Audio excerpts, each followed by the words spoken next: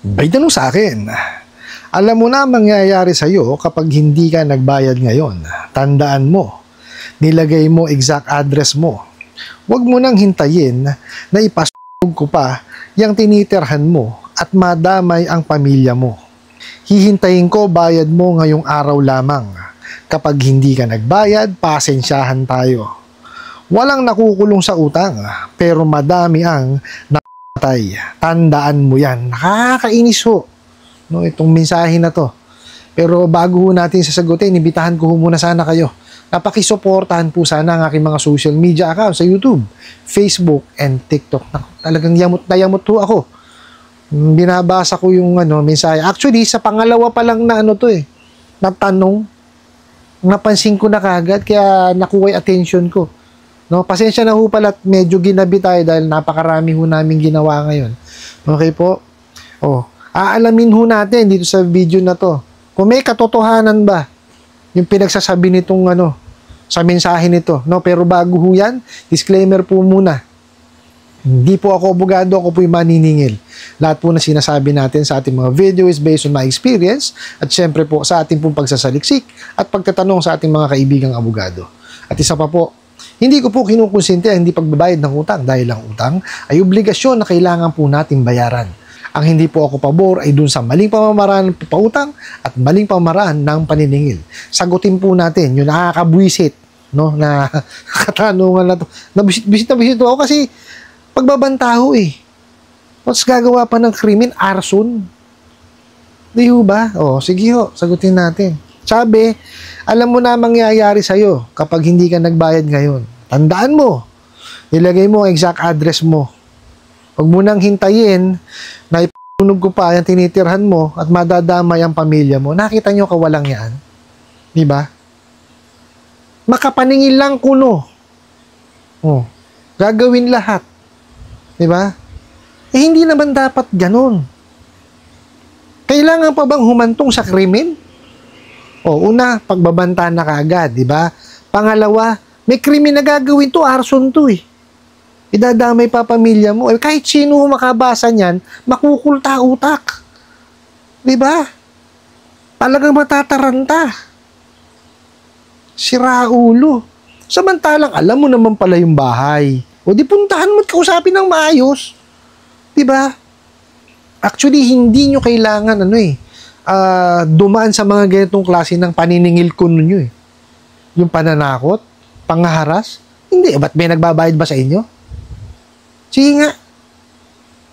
Hindi nyo kailangan ay idaan sa init ng ulo, sa dahas, sa krimen, di ba? May nagbabayad? Wala. Kayo gumagawa ng mga multo nyo, tignan nyo ha. Alam nyo pala address, ba't di nyo puntahan? Tama? Kasi takot kayo doon sa mga multong pinagagawa ninyo. Yung mga pananakot nyong mensahe, pananakot nyong email. Yung mga pagmumura ninyo sa tawag. Pagpapanggap nyo. Pati hindi lang doon sa kliyente, pati doon sa mga walang kinalaman sa utang, yung mga nasa contact list, mga nasa friend list doon sa kanilang mga social media, di ba?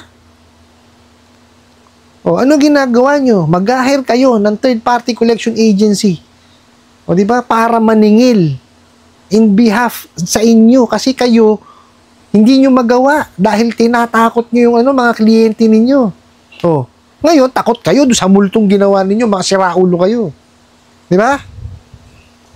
Mario Joseph, pero yung mo gagawa ka ng krimen para lang makapaningil, siraulo ka ba? Mario Joseph, gawin nyo po, kasi may pananakot na kong ginawa So, pablatter nyo po sa barangay po ninyo. Okay? Pagpunta ho kayo doon sa pinakamalapit na police station po, ha? Kasi may iba, tinatakot kayo na susunugin yung bahay, arson yan. May criminal of, liability pag napatunayan. Ipablatter nyo po. Ano man ang mangyari, meron kayong patunay. Di po ba? Tuloy ho natin. Sabi niya, hihintayin daw ho yung bayad. Okay? Hanggang ngayon araw lamang. Pagka daw hindi nagbayad, pasensyahan daw. Yan, nakita nyo? Dinagdagan pa. Yung pagbabanta, mga siraulo. Parang talagang kayang gawin no? Sira ulo. O tapos, ito po. Ito yung nakakainis eh. Wala naman daw ho talaga palang nakukulong sa utang. Pero madami daw po yung namamatay. Tandaan mo yan. Yun ang sabi. Talaga lang ha. Samantalang kayo tong halos makitil na buhay, no, sa panggagalaiti do sa mga kliyente niyo, masyado niyong pinipersonal eh. 'Di ba? Bakit papamanahan ka ba niya kumpanya niyo pagka ginawa mo yung mga pinagsasabi niyo? Malabo ka pa sa alkitran. Oh. Lahat kayo po pwedeng tanggalin niyang mga yan. Oh. Sige nga. Pagka ba yan na raid, nakulong kayo, ano gagawin? Sasamahan ba kayo sa kulungan? Hindi. Nagpapasarap yan. O doon sa bahay nila o doon sa bansa nila. Kayo, nagdudusa sa kulungan, mga siraulo. O kanina lamang po, nag-live po si Mr. Winston Casio. O. Marami ho siyang isinagot, no? Sinagot doon sa live niya. I-share ko yan dun sa aking Facebook page. Kung gusto niyo panoorin niyo kasi baka mamaya may similarity po yung inyong mga katanungan, dun po sasagutin po ni Mr. Winston Casio. Okay? Ginagawa naman po yung parte nila, yung mga taga-gobyerno po natin, no? Kaya lang siyempre may proseso yan. Hindi naman po pwedeng sabihin na, hinaras ako nun, huling kagad. Hindi ho. Kailangan niya may probable cause. May proseso yan eh. Hindi ho yan po pwedeng tira lang ng tira. Tsaka lalo ngayon, pinagagawa ng mga bugok, di ba? Na-revoke. Di kaya, may cease and desist, ano gagawin? Magtatrabaho pa ilalim, illegal. Di ba? Magpapalit ng pangalan. Ganyan kawawalang ngayami, kaya hindi humapuksa eh. Di ba? Not only that, gumagamit ng peking address. Di ba? Kaya paano nyo humahuhuli? Di ba? Yung ayaw talagang magpahuli. Nakita niyo ho? Kaya ulitin ko, dun sa mga nanonood po, hindi ho kasi lahat ng pautangan dapat nating hinuutangan o hinihiraman. Naintindihan ko yan. Nangangailangan po tayo ng pera. Okay? Pero hindi naman po porkit tayo nangangailangan, nagdaan sa feeds, nagdaan sa wall, hihiraman. Hindi na ho natin iintindihin yung ating kapakanan. Dapat yun muna ang unahin natin, yung kapakanan natin eh. Di po ba? Kasi, eto lang ho. Kaya ho tayo nanghihiram, no? Para po mayroon tayo ma-provide kahit papano dun po sa mga mahal natin sa buhay. Di ba? Paano natin ma-provide, di ba? Yung mga pangangailangan ng mahal natin sa buhay, kung tayo po'y balisa, maraming isipin, may anxiety, may depression. Di po ba? Yun lang naman po ang dulot itong mga bugok at abusadong online lending apps na to eh. Di po ba? Kaya ako paulit-ulit yung sinasabi. Gawin po natin yung sarili natin, gumawa tayo ng sarili natin due diligence. Magbasa ho tayo. Pag-aralan po natin yung ibang mga batas na nakakasako po, no? Sa hindi ko naman ho sinabing kabisaduhin natin yun eh. Di po ba? Kahit paano lang magkaroon tayo ng idea, which is isa po yun sa ginagawa po natin. Dinidiscuss natin yung mga batas na yan. Di po ba? Para at least may alam kayo. Kasi iba po yung may alam eh. Di po ba? Not only that, hindi lang kailangan sa may alam tayo sa batas. Dapat, nagbabasa ho tayo.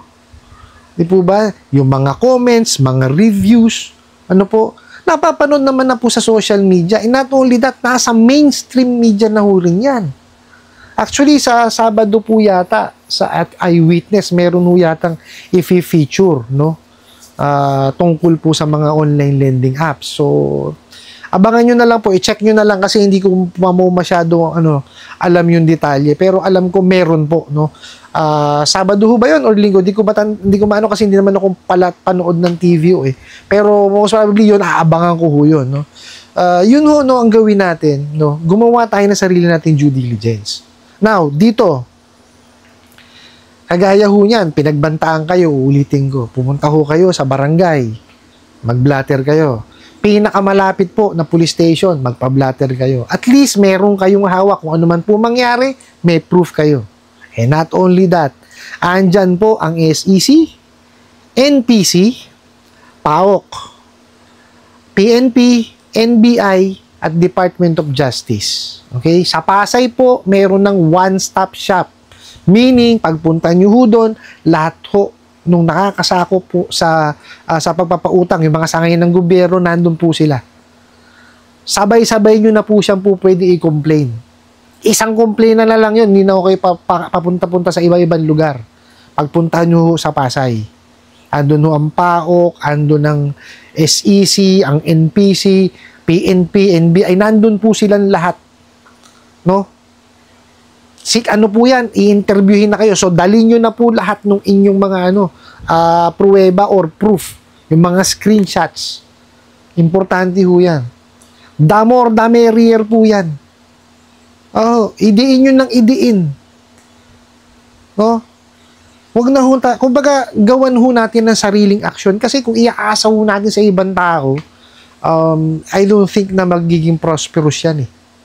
Di po ba? Pansinin nyo, pag kami na raid, doon na natatapos yun. Kasi hindi ho natin ina-actionan. Di po ba? Hindi po pwedeng raid lang kasi hindi ho doon natatapos yun eh. Pag na-raid ho yan, dapat yan masampahan ng kaso. Para humakulong at managot kung sino man po yung dapat managot. Di ba? Hindi ho po pwedeng yung puro lang tayo sa social media. Di po ba yung magbumukbuk lang tayo sa bahay? Hindi ho. Labanan ho natin yung depression tsaka anxiety na yan. Yan ho ang dulot niya mga bugok na yan. Okay po? Wag ho nating hayaan sila ang magdikta sa buhay po natin. Labanan po natin yan. Okay? Nandyan ho ako, ito lang ho ang kaya kong gawin, no? Yung magbigay sa inyo ng information. No? I-educate kayo sa mga batas at memorandums po na nakakasako po sa pagpapautang. Okay? At syempre, bigyan kayo ng awareness kung ano man yung dapat nyong gawin. Okay po? Ano lang po, tayo po'y magtulungan lahat. Kasi hindi ho kaya ng isang tao lang yan eh. Okay po? Kailangan ho magtulong-tulong ho tayo. Kung ano po yung kaya natin gawin. Ako, ito kaya kong gawin. Ngayon, kung ikaw, naharas ka, gawin nyo ho yung dapat nyong gawin. Mag-complain kayo sa mga sangay na gobyerno na nabanggit ko kanina. Dumiretso ho kayo doon sa Pasay. May one-stop shop ho doon. Okay? Hindi ho po pwede nating isa walang bahala. Kailangan nating aksyonan eh. Ano po? I hope nasagot ko po itong katanungan na to at sana po'y makatulong. Maraming salamat po sa inyong walang sawang pagsuporta at panonood sa aking mga video. Maraming salamat po sa inyong pag-like, pag-share, pag-comment at pagtatanong. Kunin ko na rin po itong opportunity na imbitahan po sana kayo na pakisuportahan po sana ang aking mga social media accounts sa YouTube, Facebook, and TikTok. Hanggang sa muli po. Yun lang.